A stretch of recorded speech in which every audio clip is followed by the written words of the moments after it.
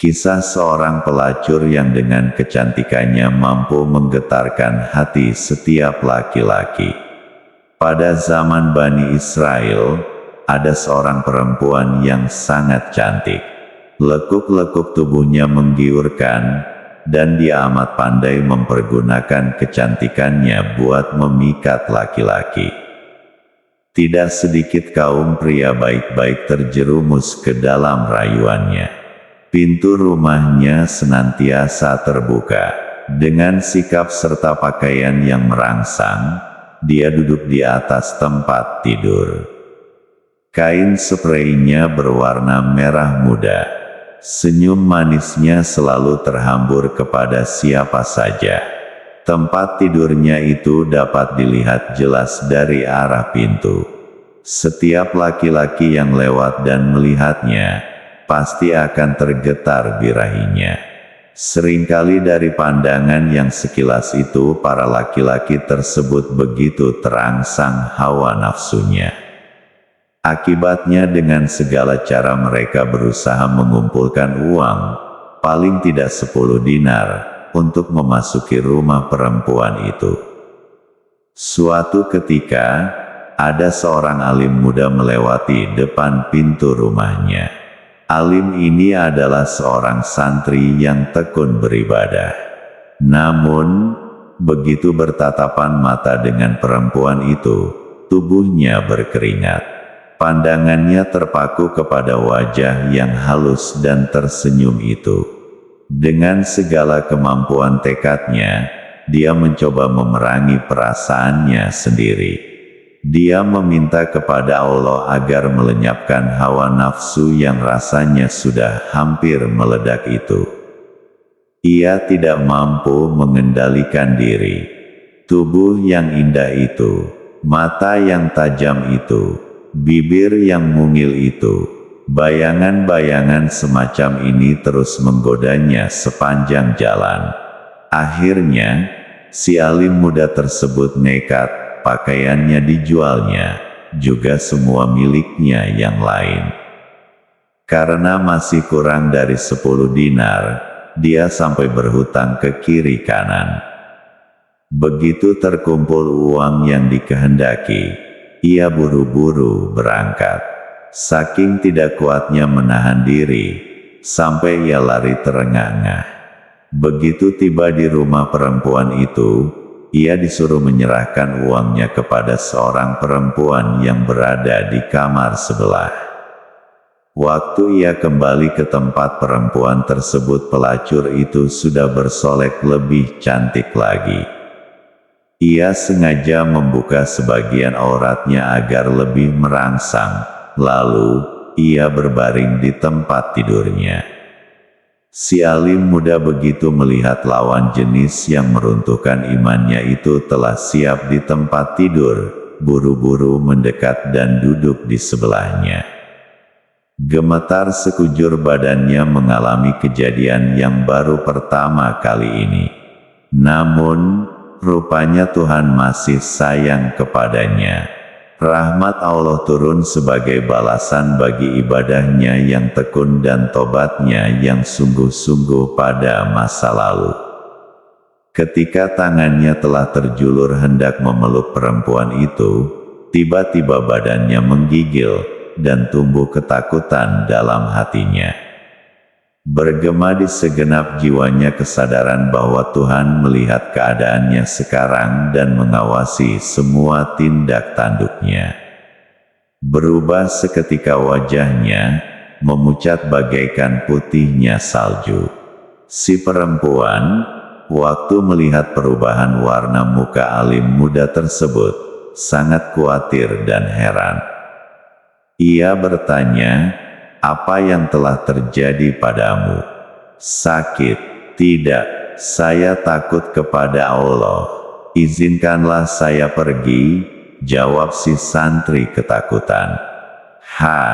Gila, berapa banyak laki-laki yang kepingin seperti ini sampai mengemis-ngemis. Sedangkan kau, sudah teruskan saja, mau dibatalkan. Tidak bisa. Sungguh, saya takut kepada Allah. biarlah yang 10 dinar saya serahkan kepadamu. Asal kau izinkan saya keluar. Tapi tidak begini saja bukan? Ayo, tidak, cukup begini saja. Saya takut kepada Allah. Karena heran, perempuan itu pun lalu bertanya, "Di mana engkau tinggal? Siapa namamu?" Sesudah pertanyaan ini dijawab, barulah santri itu diperbolehkan keluar. Setiba di rumahnya, santri itu menangisi dosanya dan bertobat kepada Allah. Adapun keadaan perempuan sepeninggal santri tersebut, jauh berbeda dari sebelumnya. Biasanya, ia tidak pernah berpikir tentang dosa dan maksiat. Ia hanya tahu bersenang-senang saja.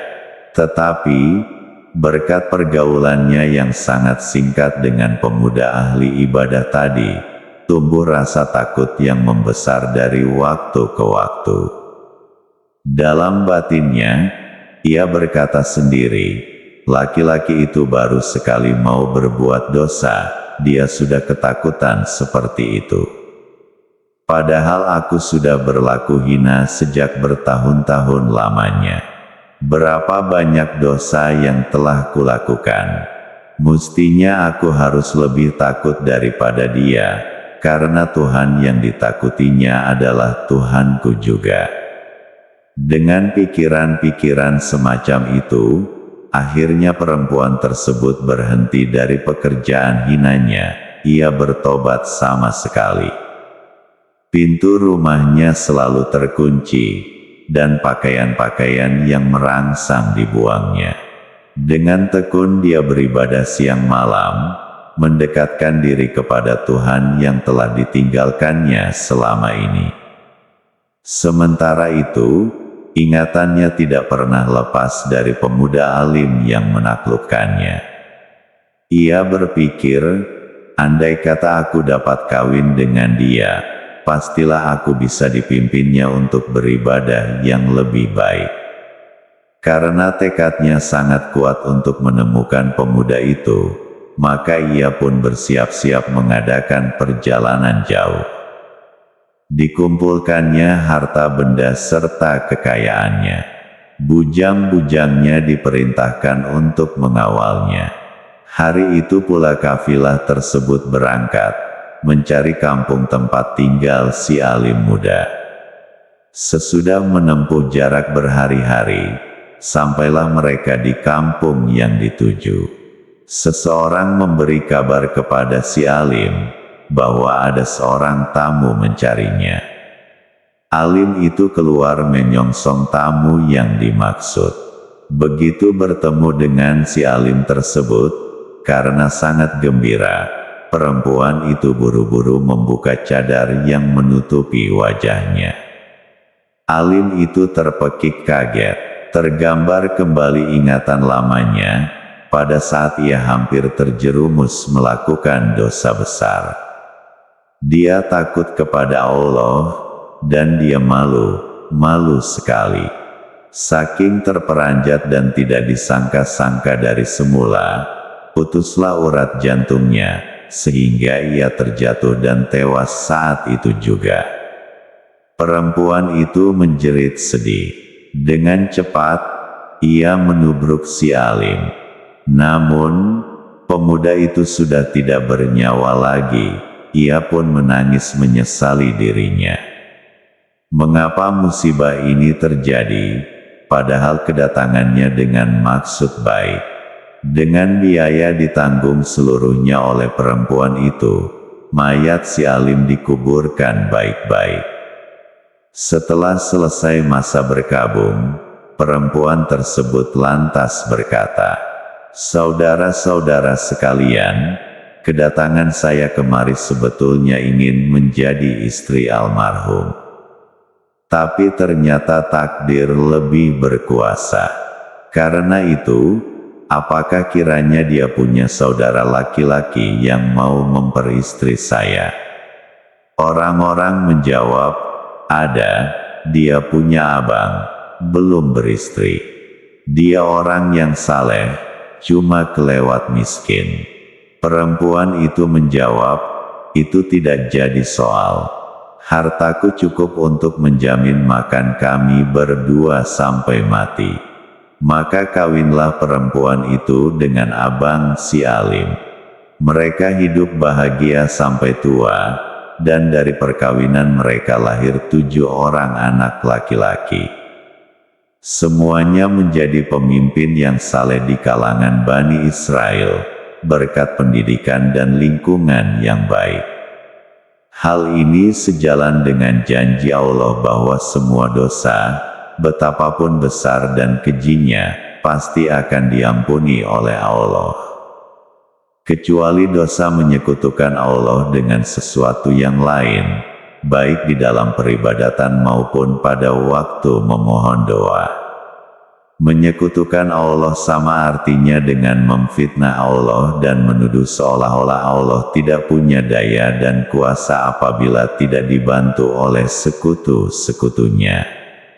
Sedangkan, dosa yang dilakukan oleh perempuan yang bertobat itu adalah dosa adami, dosa yang dikerjakan dengan menyesali perbuatannya dan mengakui kekejiannya, serta dilakukan karena dorongan hawa nafsu, bukan dengan niat menentang hukum dan peraturan Allah Subhanahu wa Ta'ala. Sang Kiai